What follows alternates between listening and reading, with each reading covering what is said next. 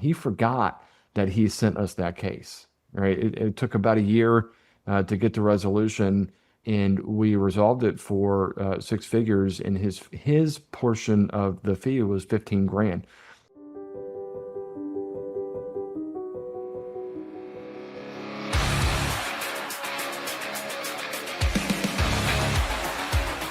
Sharp strategies, sweet success. Hello, everyone, and welcome. This is Tiffany Swedensky, and you're listening to Sharp Strategies, Sweet Success. Thank you so much for joining with me today. Today, I am talking with Brandon Osterbind, who I met many years ago, and I'm trying to remember when, but it was probably right about the time I started working for GLM, so I guess 2015. And Brandon and his firm, Osterbind Law, they're based out of Lynchburg, Virginia.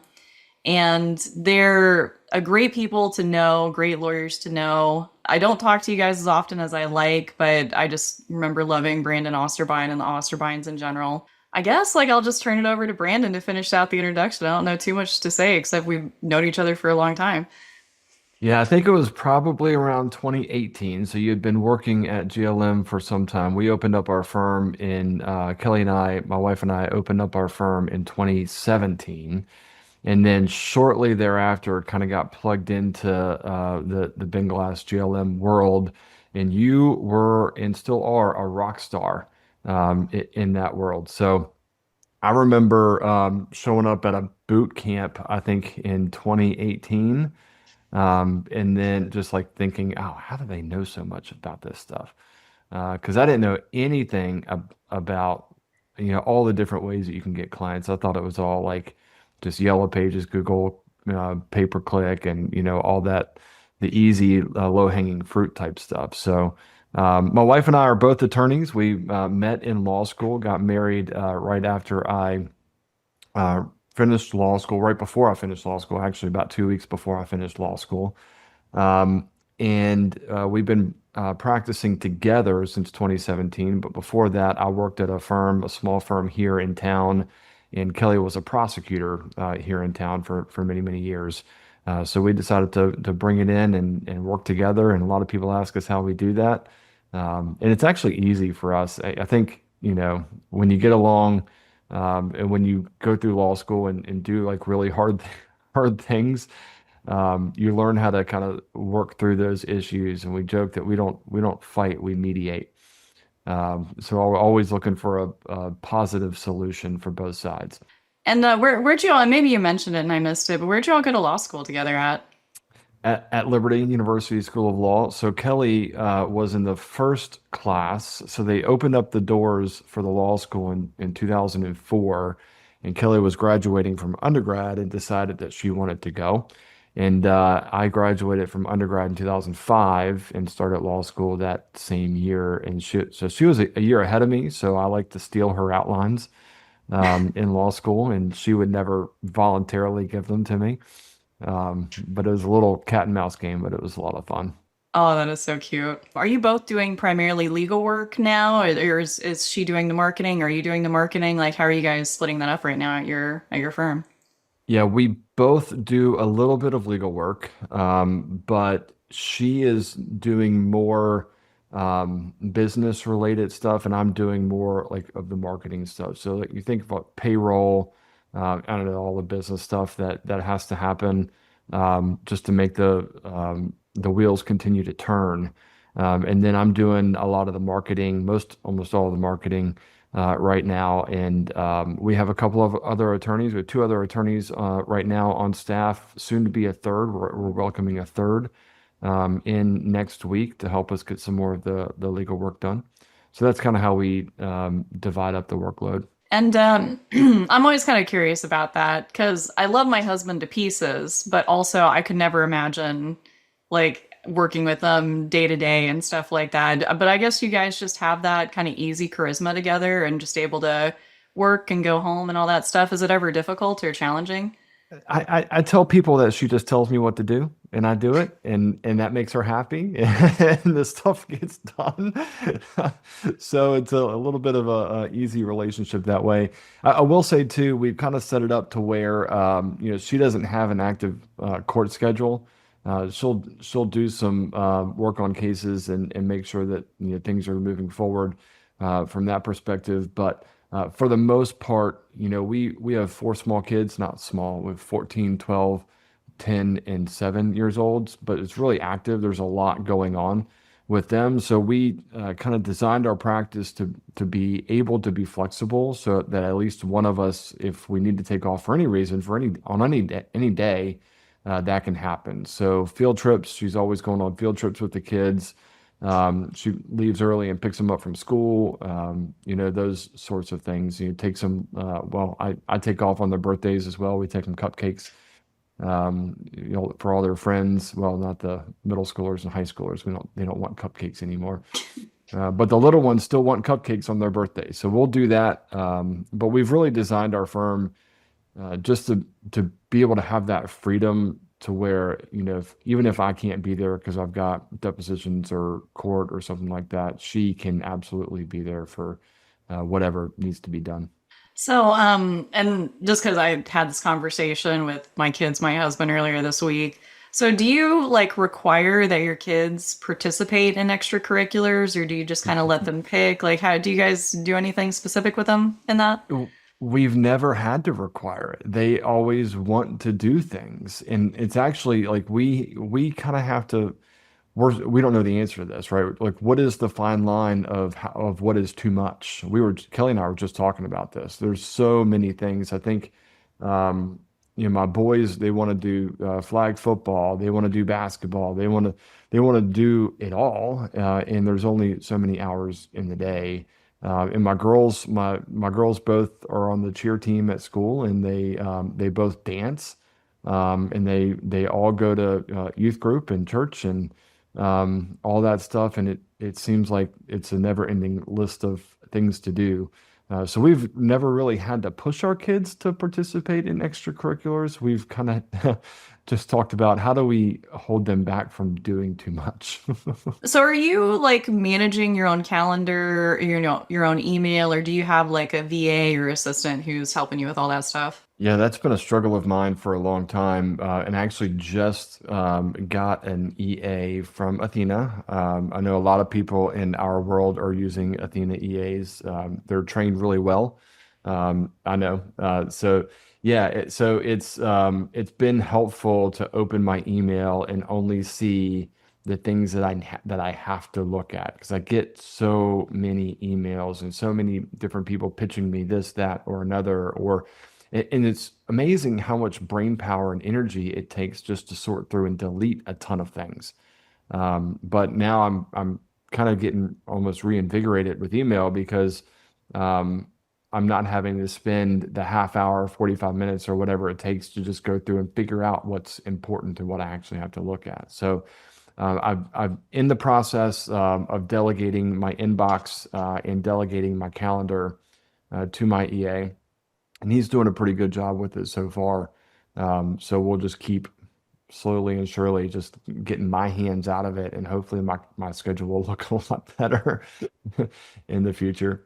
Well, it's so funny. Something like email and calendar, like when I delegated that to Glenda, my EA, oh my gosh, like just such a huge improvement in like overall quality of life for me. It's just remarkable. And yeah, like opening, I don't know what the actual statistic is, but like opening an email and then opening the next email, it's like switching.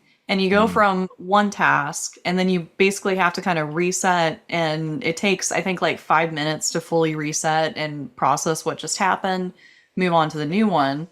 And so, like, addressing each email with like brain power and thought power, it's hard. And it's really hard when you're sifting through where three-quarters or more of your emails are just, notifications, sales emails, an email you already handled, or something that's already been addressed. And it gets overwhelming. Like, I remember being like obsessed with making my email inbox zero, just keeping it Mm. zero, no unread messages. I was a little bit what you call it, compulsive about that, I guess. And now, like as a business owner, like that's a untenable fantasy to have a zero inbox, unfortunately, even with an EA looking over it. So I highly Oh, I hear recommend you. it. I think I've got 30 or so in my inbox right now, and I'm like, I actually need to like put some brain power into doing things. Like they're there for a reason. They're not deleted because they're not junk, right? So that stuff needs to get done. But to have 30 versus 300, it's a pretty big difference. So, what are you guys doing for marketing right now? Like, where are you guys focusing, like your energy, thought power, budget, all that stuff? So we're getting a lot of cases from referrals. I was actually just looking at this a couple weeks ago.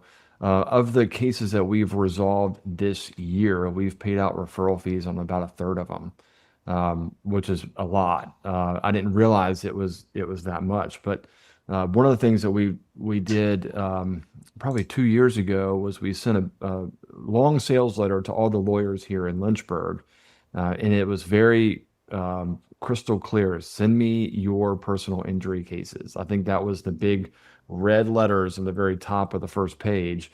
But then it had a discussion for I think 10 or 12 pages about how we handle personal injury cases, an introduction to our team and who we are, and why we like to do personal injury cases. Because most of the people in Lynchburg are general practitioners. They're divorce lawyers, they're criminal defense lawyers, or they do like wills and trusts and things like that.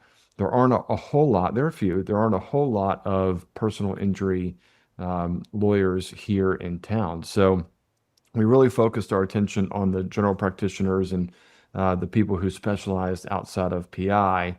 But then we followed that up with a one-page newsletter every month, just telling a story about a case where a lawyer referred us a case and we had a positive, successful outcome. And I think that's been really effective for us. We've gotten a lot more lawyer referrals since we started doing that. And then people will stop me all the time at bar events or over at when there's an event over at the law school or something like that. Oh, I got your newsletter and this was awesome. I can't believe he did that. We had a lawyer who had shut down his practice probably 10 years ago or so and was only kind of doing part-time like collection work for a local bank. And he had never sent me a case ever. But one of the vice presidents at the bank, her niece, slipped on some ice and fell. It's pretty serious injuries.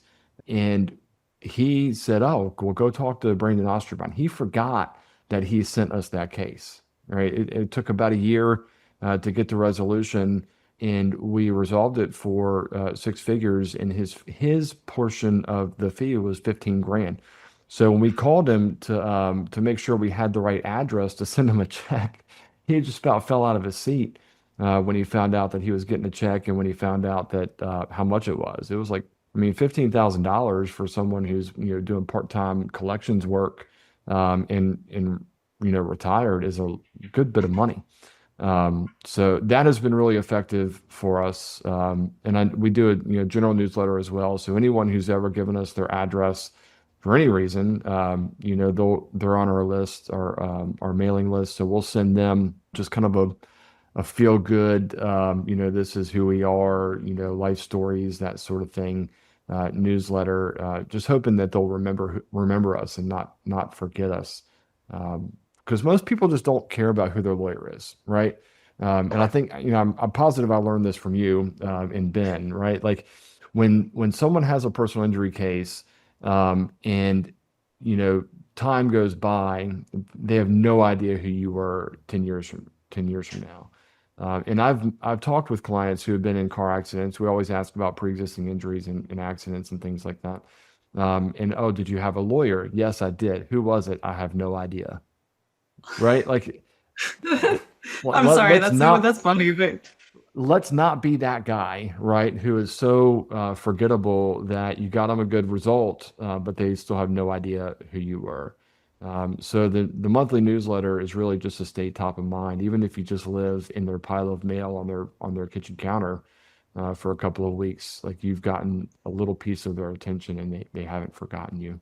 I actually did a webinar yesterday, and I think it's available on Substack now if anyone wants to go and check out the Substack and read it, but or watch the video rather. But I talked about that on the webinar yesterday where you have somebody on your referral list and they might be there for years and you're sending stuff to them. I think a lot of people, it's easy to like look at your list and be like, oh, this person has never sent us a referral, cut them. But you're cutting off the possibility of future referrals. You're cutting off the possibility that they might refer you a six-figure case, one day. And that seems like a fringe example, but I talk to a lot of attorneys and a lot of law firms. It happens, that one person who you've known, and they didn't even remember referring the case to you. I imagine that was a great surprise. I bet they love you now. Um, but it's so easy to like everyone kind of gets main character syndrome where it's like we think people will remember us forever, but people Yep. forget. I don't remember my doctor's name. Like I always try to remember it, but I like and I see them once a year, maybe twice a year. I still don't remember their name. I always like have to Google it like whenever I come to that part in a form or something. And it's terrible. My doctor never follows up with me. My doctor doesn't check in with me or send me a newsletter or send me a text. And I'm not saying they should, but that's how people end up forgetting about, Yep. somebody made a huge impact on them. Yeah. Um, so you get and actually, I guess I'll mention like it's a small world, but I think I have seen that letter that you sent out to other attorneys because somebody else sent it to me as an example of something they wanted to do that was similar. So Oh, I did, I know who did that. I shared it with the yeah. group I'm in, a mastermind that I'm in, and I know that you work with one of the law firms in that group. I'll just say it. It's Scott McNair and their estate 100%. Yep. practice. Yep. Brad's Um, in the group. I love Brad. oh yeah, Brad's a sweetheart. And we're working on getting him to do more video. And he just kind of hates it. Everyone's getting used to it, I think. Are you doing a lot of video now, or are you stepping your toes in the water on that? So I have done a lot of video. I'm not good at consistently doing good video.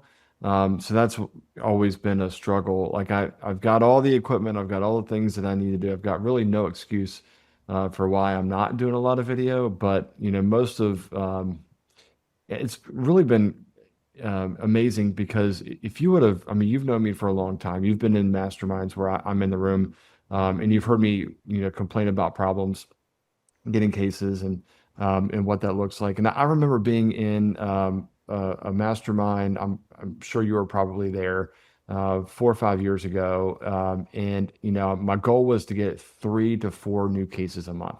I think about that now. I'm like, that's 3 to 4 cases a month, and I'm like, why can't I get 5 cases a month? And like as you grow and as you put these things into place. Now we're getting like 11 cases a month, and I'm like, how do I get to 15 cases a month, right? It's like step by step by step. I mean, that's where a lot of law firms start. They start with I need 2 to 3 cases. Actually, I had a meeting with a vendor, and God bless them, they were just pitching the wrong business. But one of my law firms, we're to the point where we're signing like 30 cases a month, and I'm humble bragging on that. But I got on the meeting with a vendor, and the vendor, said like, "How would you like to get 3 to 4 more cases a month?" And I was like, "That's the wrong pitch for this law firm."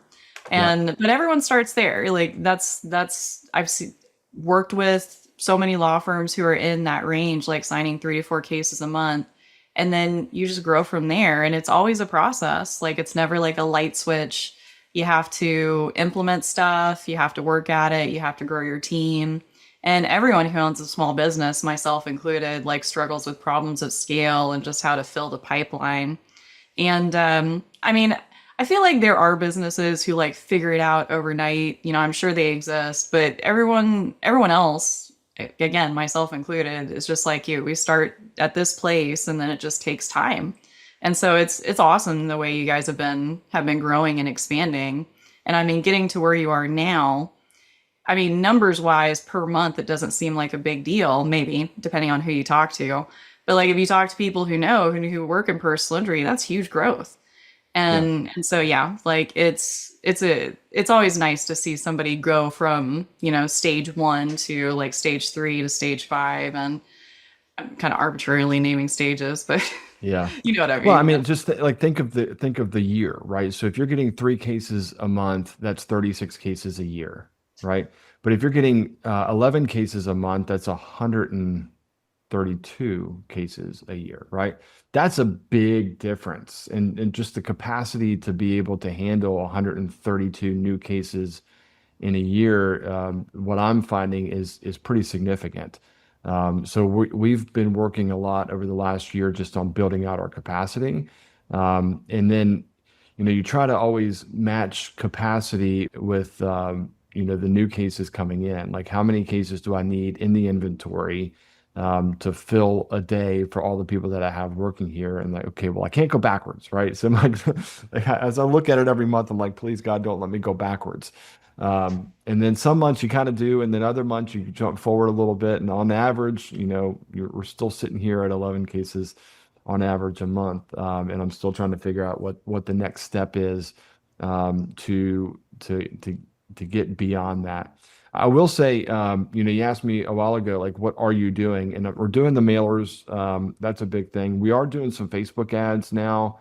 I kind of see Facebook ads almost as like a cheaper version of a billboard these days, right? Like, so I'm not necessarily thinking I'm going to get a whole bunch of clicks, and new leads, or new cases that I can attribute to the Facebook ad, but it's almost like the mailer. Like, I want to stay top of mind for people. I want people to remember who I am. So one of the ways I can do that is I can just constantly show up in their Facebook feed, right? With a different version of an ad. So we're doing a little bit of that, just to stay top of mind for people. And we're getting a good number of leads from Google local service ads, which have kind of ebbed and flowed a little bit, right? Like, when it came out, it was super hot. Then it kind of dried up a little bit. And now I feel like it's kind of back on track, and we're actually getting some decent leads from it. But we're not doing any PPC. I know you've done some PPC stuff for us in the past, but the cost to get into that, and to actually make a difference, is so exorbitant right now that we're just not doing it. And we're putting that money more offline, in different places, to try to get more people to know, like, and trust us in relationships and things like that. Yeah, Google has a limited inventory of personal injury cases to send attorneys, and particularly when you narrow it down to geographics, and a lot of money competing for those cases, which is why, like, Google ad spends get astronomical. And really, like, these days, it's like you need at least 15 grand a month to be competitive in personal injury, car accident, truck accident. Workers' comp, medical malpractice, a little bit different, but for the major PI cases, the ones that most law firms want, it's very expensive. And with local service ads, it's always ebbs and flows, because, again, going back to that inventory issue. But like you mentioned, Facebook ads, like, I love retargeting. Website visitors, people who end up in our CRM, our leads, our clients, because clients can see our ads. And if we refresh them and they're not seeing the same ad forever and ever and ever, it reminds them to refer.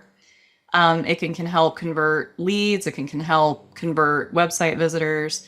And now my team is experimenting a lot with doing direct lead generation from Facebook and sending that lead directly to Lead Docket. Or we haven't talked about CRMs. I don't know if you're using Lead Docket. And well, it's great. I talk about it all the time because I love Lead Docket. But, we're sending leads directly to the intake team effectively, and they're following up with them the same way they would phone calls. And what I love about Facebook ads, and the reason that it's hard to find agencies who do Facebook ads, is because it's cheap. Google ads, you have to pay like an agency fee, right? And the agency fee can be huge in personal injury, but in Facebook, like, you can $10 a day, $20 a day, and get really decent results and actually get a ton of leads. And it's something that lead generation companies who sell to lawyers use all the time. But, lawyers, just regular law firms are starting to do more Facebook ads themselves. At least it seems that way to me. And I'm really happy about it, because at least it's a space where you can do paid ads and not spend 15 grand, 20 grand a month. Because that's just heartbreaking. Trying to keep the CPA in range. Oh, it's terrible. Yeah, that's why we're out. I remember when your advice was, if you're not spending $4,000 a month, you're not really in the game. And then it went to 8, and now it's 15. Whew. Yeah, and I think it's the Morgan and Morgan effect probably, right? It's where they're just the more they go into all these different markets, like they're advertising Google PPC in Lynchburg now. They don't have an office in Lynchburg. I think they might have one office in Richmond, but they're advertising all throughout Virginia and all these different metropolitan areas. So that's a direct competitor who has unlimited resources to bump up those price per click. So that makes it super challenging from a Google PPC campaign perspective. Oh, for sure. Was there anything that you wanted to talk about that we didn't get to so far in the podcast? I'm actively interviewing for a marketing specialist. I'm trying to find someone to come in and help me get some of these things out the door because they're lagging a lot. A lot of things I'll start, but I won't finish. If I can get someone else to start some of these things and let me finish it, that would be a little bit better for me. But I'm interested in maybe picking your brain on who is the best type of person to look for. I've got several different applicants have come in, some with small business experience in their background, some with big business experience in their background, some with news experience working for news companies in their background. Actually, I have a couple, maybe two or three of those that have come through this time around, which is new to me. But I'm interested to hear your thoughts on when you're hiring and this will be our first, really, I mean, we had one marketing person years and years ago that didn't work out, lasted about 2 months before it didn't Oh work no. out. And at that point, it was kind of swore off, but I'm trying to do it different and do it better this time. So any thoughts or advice that you have from that perspective? What do you look for in your first marketing hire? So it usually it comes back to the job description. Like, what do you really need this person for? But just giving wholesale advice and just what I tell everyone. Like for me, you need a marketer who's good with writing, who can tell a story. I guess more specifically, because like ChatGPT can do a lot. I automate a lot of things with ChatGPT, and I use ChatGPT to assist or do a lot of writing. Like what I don't like to qualify it. Everyone uses ChatGPT. But ChatGPT isn't always the best at persuasive copywriting. And, I'll stand by that statement. I haven't been proven wrong yet. And so you need somebody who can, like, one, understand what it means to be persuasive and, like, just tell a story. Like, that's a lot of what we're doing in content marketing these days is being entertaining, weaving narratives. And so you need somebody who has that, they don't have to have a strong writing ability. They don't have to be the best, but they can at least like weave a narrative, like I said. And then, the second part for me is some technical skills. Like they don't have to be like a web developer. They don't have to be an automations engineer or whatever you call that. But they have to be able to use they have to be able to know the basics of a CRM. Like if you say we use ActiveCampaign or MailChimp, do you think you could use it? Do you think you can learn it? And just have them confidently answer yes. And it's strange to me, because it seems like all marketing is super technical these days, but I still meet marketers who, how do I drag a button from here to here? And it's like, that's a drag and drop builder. That's probably some of the easiest kind of interface you could use. And that's hard to train. And it's hard to like set them loose, if they don't have that kind of base knowledge. And so like they don't have to be a wizard or whatever you call it, but understanding and using the basics of most computer programs. And actually, that was the reason I made my first hire, Randa. She's worked with me 2 years. Damn, actually, it'll be 2 years this year. And she previously had owned a little small business, like a craft business. But she's just really highly confident with technology. Like she just doesn't have to ask me how to do this, how to do that. I've had to train her on a lot of stuff, but like as far as like open this new program you've never used before and figure it out, she's really good at that. And for me, that's like base. Like that's who you're looking for. Tells a story, can use computers confidently well. And everything else just depends on what you're going to have them do, I think. That's good advice. Thank you. Oh, no problem. Well, Why don't you tell them, Brandon, where you want them to find you on your website or on LinkedIn or on social media? Just let them know where they can look you up. Yeah, I'm on LinkedIn periodically, probably more than any other social media site out there. So I'm just Brandon Osterbind, Osterbind. Always have to spell that because no one can spell it after I say it. Or you can look us up on our website, osterbindlaw.com. Those are probably the two best places to find me. Awesome. Well, thank you so much, Brandon, for joining me today and, just talking. It was nice reconnecting. Thank you, everyone, so much for listening, and join us next week for a new episode of Sharp Strategy, Sweet Success.